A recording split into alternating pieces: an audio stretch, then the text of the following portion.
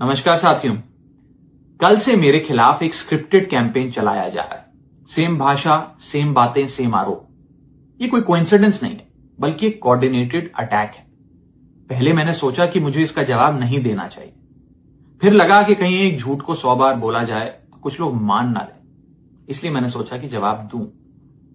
आम आदमी पार्टी ने 3 आरोप लगाते हुए यह कहा कि इन 3 आरोपों की वजह से हम राघव चड्ढा को पार्लियामेंट में बोलने का मौका नहीं देंगे। राघव चड्ढा के पार्लियामेंट में बोलने पर रोक इसलिए लगाई गई क्योंकि उन्होंने ये 3 गलतियां करी। मैं एक एक करके इन तीनों पर आपसे बात करना चाहूंगा। पहला आरोप कि जब ऑपोजिशन पार्लियामेंट से वॉकआउट करता है, सदन से वॉकआउट करता है, तो राघव चड्ढा वहीं बैठे रहते हैं, वो वॉकआउट नहीं करते। यह सरासर झूठ है, सफेद झूठ।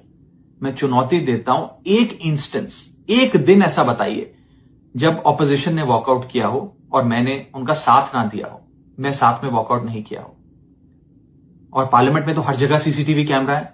आप सीसीटीवी कैमरा निकाल कर दिखा दीजिए, दूध का दूध और पानी का पानी हो जाएगा। दूसरा आरोप लगाया कि राघव चड्ढा ने चीफ इलेक्शन कमिश्नर के इंपीचमेंट मोशन पर, यानी कि मुख्य चुनाव आयुक्त को हटाने वाली जो याचिका थी, उस पर साइन करने से मना कर दी। दूसरा सफेद झूठ। ना मुझे आम आदमी पार्टी के किसी भी नेता ने इस मोशन पर साइन करने के लिए कहा, ना औपचारिक तौर पर कहा, ना अनौपचारिक तौर पर कहा। और आम आदमी पार्टी के राज्यसभा में कुल 10 सांसद हैं, जिनमें से 6 या 7 सांसदों ने इस मोशन पर खुद ही साइन नहीं किया। तो भला इसमें मेरी क्या गलती? खाली सारा दोष मुझ पर ही क्यों मढ़ा जा रहा है? और इस मोशन के लिए राज्यसभा में कुल 50 सिग्नेचर चाहिए होते हैं, यानी कि 105 विपक्षी सांसदों में से मात्र 50 सिग्नेचर से ये याचिका पूरी हो जाती। तो इतना शोर क्यों? और तीसरा आरोप जो मुझ पर लगाया गया वो ये था कि राघव चड्ढा डर गए हैं और इसलिए वो बेकार मुद्दे उठाते हैं। पहली बात मैं बता दूं कि मैं पार्लियामेंट में शोर मचाने, चीखने, चिल्लाने, माइक तोड़ने या गाली देने नहीं गया। मैं वहां पर जनता के मुद्दे उठाने गया हूं, लोगों की बात करने गया हूं। और मैंने कौन सा मुद्दा नहीं उठाया?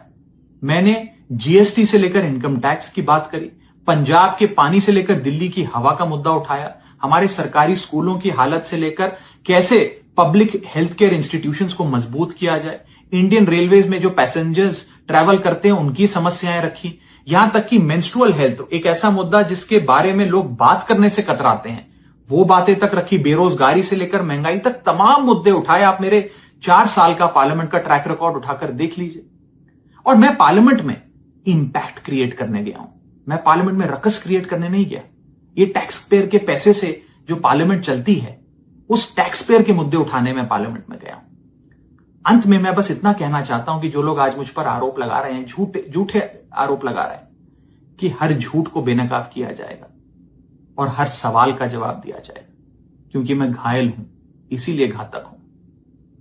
जय हिंद।